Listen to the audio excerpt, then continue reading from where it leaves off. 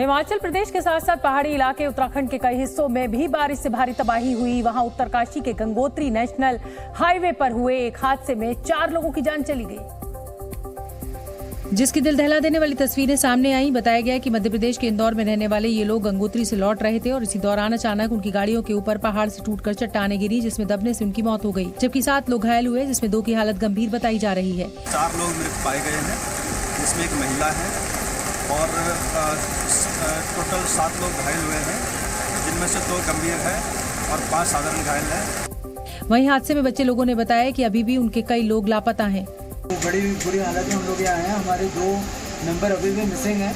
हमारी एक नानी नहीं मिल रही है और एक ड्राइवर अभी तक उसका पता नहीं चला। इस हादसे में वहां से गुजर रही 3 गाड़ियां मलबे की चपेट में आने से हादसे का शिकार हुई, जिससे फंसे लोगों को एसडीआरएफ की मदद से निकाला गया। उत्तराखंड से तबाही के एक और सांसें अटका देने वाली तस्वीर सामने आई है। वहां चमोली से करीब 50 किलोमीटर दूर बसे जुम्मा इलाके में बादल फटने से इलाके के लोगों की परेशानी बढ़ गई, क्योंकि बादल फटने के बाद नदी का जलस्तर और बढ़ गया, जिसकी रफ्तार के साथ कई पत्थर वहां मौजूद एक पुल से टकरा गए। पुल का एक बड़ा हिस्सा क्षतिग्रस्त कर दिया। इसके साथ ही वहां 1 साल पहले बनी सड़क भी पानी और मलबे की चपेट में आकर बह गई। बताया गया कि ये पुल बॉर्डर एरिया को जोड़ने वाला एकमात्र जरिया था, जिसके टूटने से संपर्क कट गया।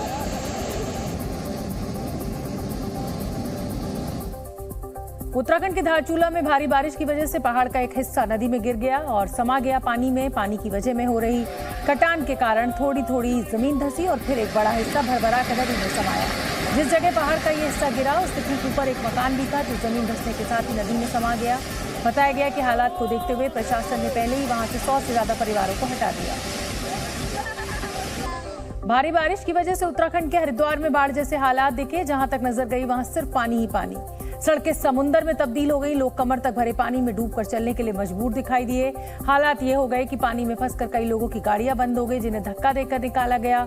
इस दौरान कई गाड़ियां तो पूरी तरह से पानी में डूबी नजर आई, तो सड़कों पर जमा बारिश का पानी कुछ जगहों पर इमारतों की पहली मंजिल तक पहुंच गया, जिसमें मकान, दुकान सब पानी में डूबे नजर आए। उत्तराखंड में मौसम विभाग ने अगले 48 घंटे में भारी बारिश की चेतावनी दी। साथ ही उत्तरकाशी से लेकर कुमायूं मंडल तक ऑरेंज अलर्ट जारी हुआ। देहरादून में बूढ़पुर नया गांव में शिमला बाईपास के पास बारिश की वजह से बाढ़ जैसे हालात पैदा हुए, जिसकी वजह से वहां कई लोग फंसे, जिन्हें निकालने के लिए प्रशासन ने रेस्क्यू ऑपरेशन चलाया और रेस्क्यू की मदद से फंसे लोगों को एक-एक करके निकाला। पहाड़ों से लेकर मैदानी इलाकों तक आसमानी आफत कहर बरपा रही है। हिमाचल प्रदेश में लगातार बारिश के बाद नदी नालों में जबरदस्त उफान है। कुल्लू जिले में गुरुद्वारा श्री मणिकरण साहिब और शिव मंदिरों को जोड़ने वाला पुल सैलाब की चपेट में आ गया। हिमाचल प्रदेश में आज भी भारी बारिश का अलर्ट है। उत्तराखंड में खराब मौसम और लैंडस्लाइड की वजह से लोगों को खासी परेशानी उठानी पड़ रही है। उत्तरकाशी में गंगोत्री यमुनोत्री नेशनल हाईवे 2-3 जगहों पर बंद हो गया है, जिसकी वजह से वहां कांवड़ियों समेत करीब 4000 यात्री फंस गए हैं। हरियाणा के अंबाला में भारी बारिश के बीच पुलिस प्रशासन, सेना और एनडीआरएफ की टीम ने मिलकर 730 छात्राओं को रेस्क्यू किया। ये छात्राएं अंबाला के एक गुरुकुल और स्कूल की इमारत में फंसी थीं, जो बढ़ते पानी की वजह से बाहर नहीं निकल पा रही थीं। हरिद्वार में बारिश के बाद मनसा देवी के पहाड़ दरक गए हैं। पहाड़ दरकने से मलबा घरों में जा घुसा, जिसकी वजह से हरिद्वार शहर के प्रभावित इलाके में कई लोग बेघर हो गए। हरियाणा के हथिनीकुंज बैराज से पानी छोड़े जाने के बाद यमुना रौद्र रूप में दिखी। दिल्ली तक पहुंचने से पहले ही यमुना ने असली रूप दिखाना शुरू कर दिया। जिसकी तस्वीर यमुनानगर से आई तो दिल्ली को आने वाले दिनों के संकेत मिल गए। बैराज में जमा पानी छूटा तो डरावनी आवाज के साथ आगे बढ़ता दिखा और कुछ ही दूर आगे बढ़ने पर इससे यमुनानगर में अपना रौद्र रूप दिखा दिया। जब जलस्तर बढ़ते ही पूरी ताकत के साथ बढ़ रही नदी की धारा के सामने किनारे बने पक्के मकान ताश के पत्ते की तरह भरभरा कर गिर गए। यमुना के इस रूप को दिल्ली वालों के लिए ट्रेलर माना गया, क्योंकि खेती करने के लिए यमुना के किनारे बड़ी संख्या में लोग रहते हैं।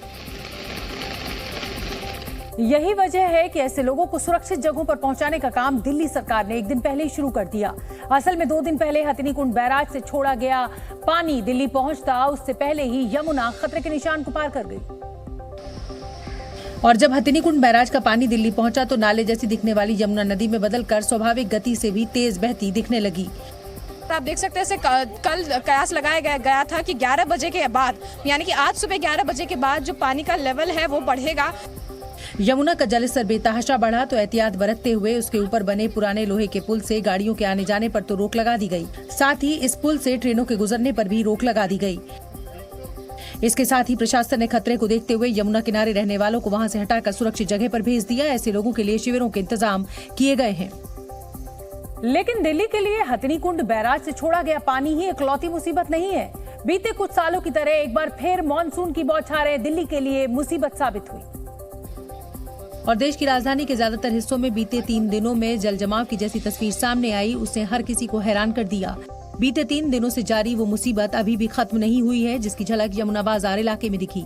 बताया गया कि 2013 के बाद पहली बार यमुना बाजार के निचले इलाके में पानी भरा। ऐसा हुआ तो घुटने भर पानी में आने जाने को मजबूर लोग दिल्ली सरकार को कोसने लगे। दिक्कत होने से बाहर कोई गवर्नमेंट की तरफ से व्यवस्था नहीं की गई, दिल्ली सरकार की तरफ से। दिल्ली के निचले इलाके ही नहीं, मानसून ने दिल्ली के पौष माने जाने वाले इलाकों में भी सरकार और नगर निगम की तैयारियों की पोल खोल दी। चूंकि मानसून ने देश की राजधानी की बारिश से निपटने की तैयारियों पर सवाल खड़े कर दिए और आम जनता इसकी वजह से बेहद परेशान दिखी। इसलिए दिल्ली के उपराज्यपाल वी के सक्सेना को प्रशासन की तैयारियों का जायजा लेने खुद जमीन पर उतरना पड़ा। और जब उन्होंने ग्राउंड जीरो पर जाकर हालात का मुआयना करने का फैसला किया तो सबसे पहले वो यमुना बाजार इलाके में ही पहुंचे, जहां करीब 1200 लोग खतरे के बीच जीने को मजबूर बताए गए। जैसे ही यहाँ रहने वालों को एलजी के पहुंचने की खबर मिली, लोग उनसे मिलने घरों से बाहर पानी में और छतों पर निकल पड़े। ऐसा हुआ तो एलजी को भी उनकी परेशानी जानने के लिए पानी में उतरना पड़ा। दिल्ली की जनता वाटर लॉगिंग से परेशान है। ये एक हर साल का रिचुअल बनकर चला आ रहा है। इसके बाद तो एलजी सरकार और प्रशासन की नाकामियों को मानने को मजबूर दिखे। जो सीवेज की क्लीनिंग होनी चाहिए वो नहीं होती है, जो ड्रेन वाटर को हार्वेस्ट करना चाहिए या उसको प्रॉपर ट्रीट करना चाहिए वो नहीं हो रहा है। सालों साल से जो नहीं हुआ है उसकी वजह से हर वक्त वाटर लॉगिंग होती है। जाहिर है मानसून में दिल्ली की बदहाली के लिए एलजी के निशाने पर दिल्ली सरकार और एमसीडी रहे। हालात का जायजा लेने प्रभावित इलाके पहुंचे उपराज्यपाल ने प्रशासन की नाकामियों को गिनाया, साथ ही फिर ऐसी नौबत नहीं आए उसके उपाय भी सुझाए। और यमुना बाजार से लौटते लौटते उन्होंने वादा किया कि अगले साल दिल्ली के लोगों को ऐसी तकलीफ वो नहीं उठाने देंगे। हालांकि मुख्यमंत्री अरविंद केजरीवाल के रिकॉर्ड तोड़ बारिश को मुसीबत की वजह बताने से वो सहमत नहीं दिखे। नेचर कभी कोई चीज बताकर नहीं आता है, हमें उसके लिए तैयार रहने की जरूरत है। यमुना बाजार से एलजी आगे बढ़े तो प्रगति मैदान के उस टनल पर पहुंच गए जो पानी भरने की वजह से बंद है। टनल की स्थिति देखने के बाद एलजी अधिकारियों को हिदायत देते नजर आए। इस दौरान अधिकारियों की लीपापोती पर कई बार उनका सब्र जवाब देता दिखा। एक तरफ एलजी का दौरा चलता रहा तो दूसरी तरफ सड़क धंसने की खबरें आती रहीं। इंडिया गेट सर्कल पर सड़क के एक हिस्से के धंसने से परेशानी बढ़ी। तो ऐसी ही तस्वीर पौष इलाके ग्रेटर कैलाश से आ गई, जहां सावित्री सिनेमा के पास सड़क के धंसने से खतरनाक गड्ढा बन गया। ओडिशा से तमिलनाडु जा रही ट्रेन से अचानक धुआं निकलने लगा। ओडिशा के ब्रह्मपुर स्टेशन के पास चलती ट्रेन से अचानक धुआं निकलता दिखाई दिया, जिसके बाद वहां अफरा तफरी फैल गई। लोग हड़बड़ी में ट्रेन से उतरने लगे। घटना के वक्त विवेक एक्सप्रेस असम के डिब्रूगढ़ से तमिलनाडु के कन्याकुमारी जा रही थी। आंध्र प्रदेश के जनजातीय इलाकों में भारी बारिश के बाद चट्टानें खिसक गईं। अल्लूरी, सीताराम राजू जिले में बोर्रा और खड़क वासला के बीच बड़े बड़े बोल्डर रेलवे ट्रैक पर आ गिरे, जिन्हें भारी मशीनों की मदद से हटाया गया। पश्चिम बंगाल के नादिया जिले में पुलिसकर्मी के साथ मारपीट का वीडियो सामने आया। वीडियो 8 जुलाई का बताया जा रहा है, जब पुलिसकर्मी पंचायत चुनाव में ड्यूटी पर था और लोगों की भीड़ को हटा रहा था। तभी उसे घेर कर लाठी डंडों से पीटना शुरू कर दिया। मामले में 9 लोगों को गिरफ्तार भी किया गया है। आंध्र प्रदेश के नेल्लोर में एक थर्मल पावर स्टेशन में भयंकर आग लग गई। नीलातूर में मौजूद Shri Damodaram Sanjeevaiah thermal power station से आग की लपटों समेत जबरदस्त धुआं उठता दिखा। हालांकि आग कैसे लगी इसकी वजह भी साफ नहीं है।